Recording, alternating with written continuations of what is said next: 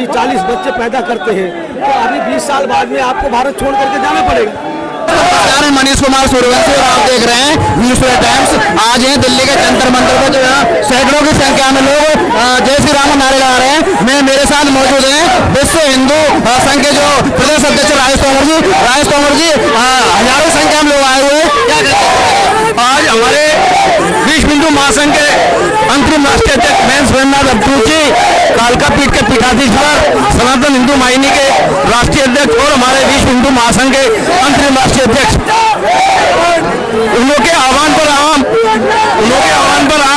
आज जंतर मंतर पे एकत्रित हुए हैं और हम सरकार से मांग करते हैं कि जो हिंदुओं के खिलाफ जितने भी कानून बने हुए हैं अंग्रेजों के समय के, उनको तत्काल प्रभाव से उनको रद्द किया जाए और हमारी मांगों को माना जाए।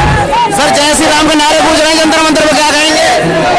हमें जो हिंदू एकता है हमारी, हम जो पिछले पहले से कानून चलते हुए आए हैं जो हमारे हिंदू के लिए बहुत ही घातक साबित हुए हैं, जिसे हमारे हिंदू भाइयों को बहुत ही परेशानियों का सामना करना पड़ रहा है, उसके बदलाव के लिए उन काले कानूनों को हटाने के लिए आज हम यहाँ आए हुए हैं।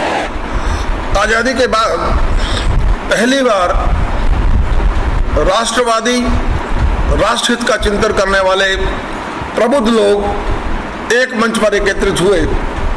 आज ही के दिन 8 अगस्त 1942 को भारत में भारत छोड़ो आंदोलन का शुभारंभ हुआ था।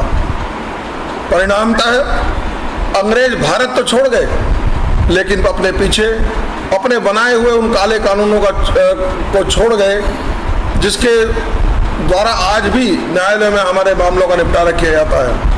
1860 का बना हुआ इंडियन पेनल कोड, 1861 का बना हुआ पुलिस एक्ट, 1863 में रिलीजियस एंडोमेंट एक्ट और 1872 का एविडेंस एक्ट, ये ऐसे कानून हैं जिनको हम काले कानून कह सकते हैं, क्योंकि अंग्रेजों ने जितने भी कानून बनाए उन्होंने भारतीयों के हित को ध्यान में रखकर नहीं बनाए, बल्कि अपनी सत्ता, अपने साम्राज्य को सुरक्षित रखने के लिए और उस समय हमारे जो वीर स्वतंत्रता सेनानी थे उन लोगों के विरुद्ध कार्रवाई करने के लिए बनाए थे।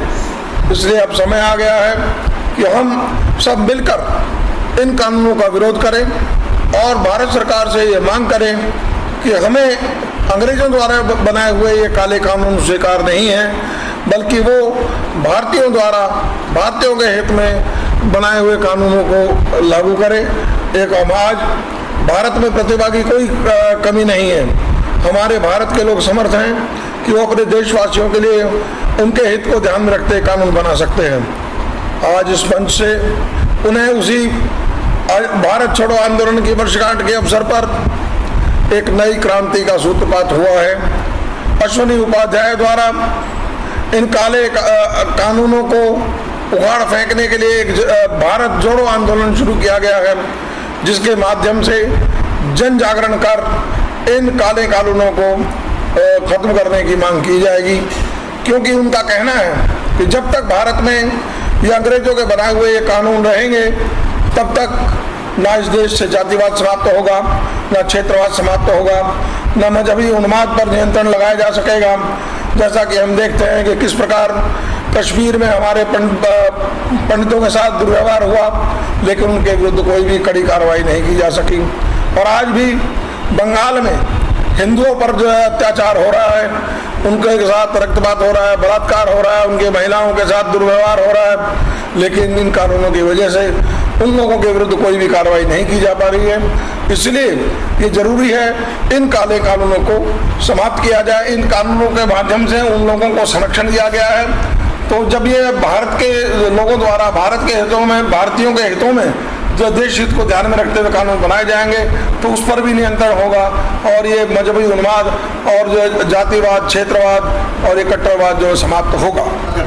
देखिए, जो रिलीजियस एंडोमेंट एक्ट बनाया था उसके माध्यम से विभिन्न राज्यों में लगभग 4 लाख मंदिरों को सरकारों ने अधिग्रहित कर रखा है, लेकिन आज तक एक भी मदरसा, एक भी मजार या एक भी चर्च को अधिकृत नहीं किया गया है। इसलिए इन सब का नवीनीकरण होना जरूरी है।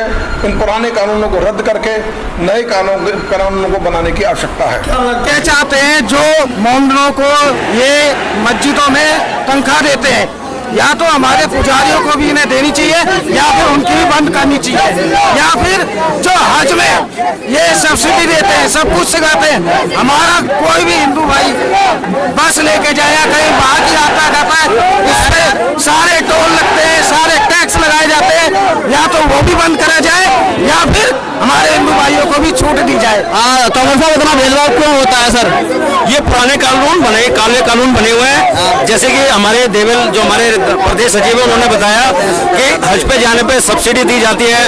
मंदिर में मौलवियों को नमाज पढ़ाने के लिए हर महीने 18,000 रुपए महीने दिए जाते हैं सेंट्रल गवर्नमेंट की तरफ से, स्टेट गवर्नमेंट की तरफ से। आम आदमी पार्टी हम ये चाहते हैं या तो हमारे मंदिरों को भी सब्सिडी दी जाए, हमारे मंदिर से भी टैक्स हटा जाए। अमरनाथ यात्रा पे हमारे जो बस हमारी जो रसद सामग्री जाती है, भंडारण सामग्री जाती है, इस पर भी टैक्स लगाया जाए, उन पर भी टैक्स हटाया जाए।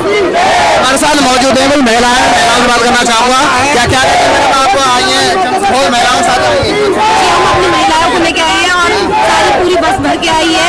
हिंदुओं के लिए हम हिंदू इंसाफ चाहते हैं, मुसलमानों के साथ सब इंसाफ करा जाता है, हिंदुओं के साथ कोई इंसाफ नहीं करा जाता है। आप बताइए, दिन पर दिन इस देश में मुसलमानों की संख्या देखी जाए तो 33% हो गई आज के टाइम में। क्या जब आजादी के समय जब 2% इस देश में थे तब वो अल्पसंख्यक नहीं थे, अब जाके वो कैसे अल्पसंख्यक होगा? इस चीज को मुझे बताएं आप लोग, और मैं देश के तमाम मीडिया से अपील करना चाहता हूँ कि वो इस मुद्दे को शेयर करे कि लोग जो हैं उनमें पुलिस बेचारा है।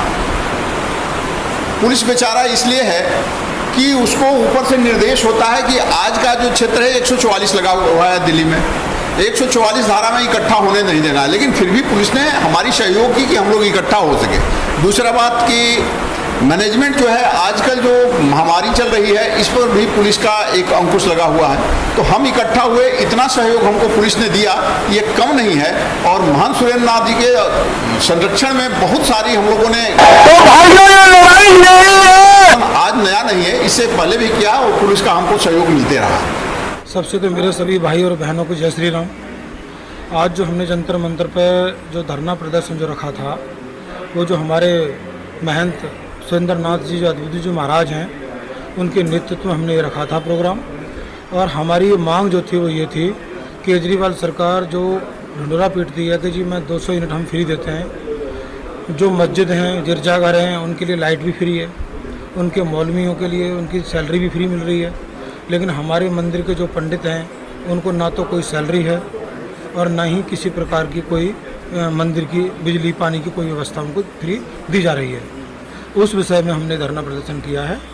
और क्या लगता है सरकार आपकी बातें बिल्कुल माने कि आज हमारी इतनी बड़ी जनसंख्या आई है, हम सब हिंदुओं के जितने भी हिंदुत्व के संगठन हैं सब ने एक साथ मिलकर यहाँ पर धरना प्रदर्शन किया, अपनी मांगों को रखा है। और सरकार अगर हमारी बातों को नहीं सुनेगी, अपनी जिद पर अड़ेगी, तो हम आगे भी धरना प्रदर्शन जारी रखेंगे। आए हुए महाराज जी, कहाँ से आए और क्या मांगे हैं आपके? मोदी जी, हम आपको ये कहने आए, हम राजस्थान से आए हैं, सीकर जिला से, महामंडलेश्वर ओमकार दास। और मांग जो सुनी जी ने उठाया है हम उसका समर्थन करते हैं, क्योंकि हमको भविष्य दिख रहा है आने वाला समय। जैसे कि आप भारत के अंदर घूमेंगे, अभी भाई साहब ने हमारे पूछा कि आप धर्माचार्य आप एक धर्म विशेष का विरोध क्यों करते? हम विरोध नहीं करते, हमारा जो धर्म सदैव से सिखाया है, अयम निरह परे गणना लक्ष्य शाम उदार चैतानाम तू बद्ध कुटुंबकम। हम पूरे विश्व को परिवार माने, सर्वे भवन सुखने सर्वे संत निरामय सर्वे भद्रा प्रसन्न महाकस्तुति भाव, हम तो सब सुखी रहे। लेकिन जो हमारे गुरु ये भी कहते हैं समय टाइम देश काल देख के चले, इसको नीचे समय टाइम देश काल देख के चले।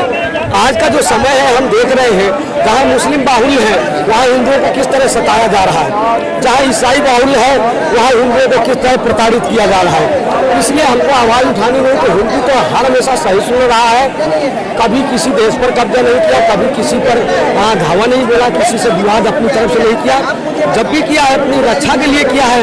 तो गुजरात जैसा कांड हो गया लोग कहते हैं, लेकिन लोग इससे पहले नहीं सोचते कि 59 जिंदा लाशों जलाई गई, 59 आदमी उन्होंने क्या बिगाड़ा था? वो तो नहीं गए थे कहीं पर, उनको क्यों मारा गया? वो एक्शन का रिएक्शन तो होता ही है। अब उसमें आप हिंदुओं को बदनाम करें तो गलत बात है।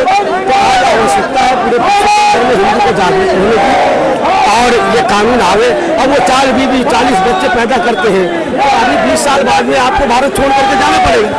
70 साल पहले भारत से पाकिस्तान बना, एक बांग्लादेश बना, अब दूसरा पाकिस्तान बनेगा अगर आप नहीं चाहते हैं। हम ये 5 कानून की मांग करते हैं। समान चिकित्सा, धर्मांतरण नियंत्रण कानून, जनसंख्या नियंत्रण कानून और घुसपैठ नियंत्रण कानून, बेनामी संपत्ति कानून, ये कानून जल्दी बनने चाहिए। ये भारत के संविधान में है और संविधान हम दो, हमारे दो तो सबके दो। वैसे ही ये संविधान सम प्लस विधान सब एक सम्मान, तो फिर ये सम्मान कानून आज दिन तक 70 साल में लागू क्यों नहीं किया गया?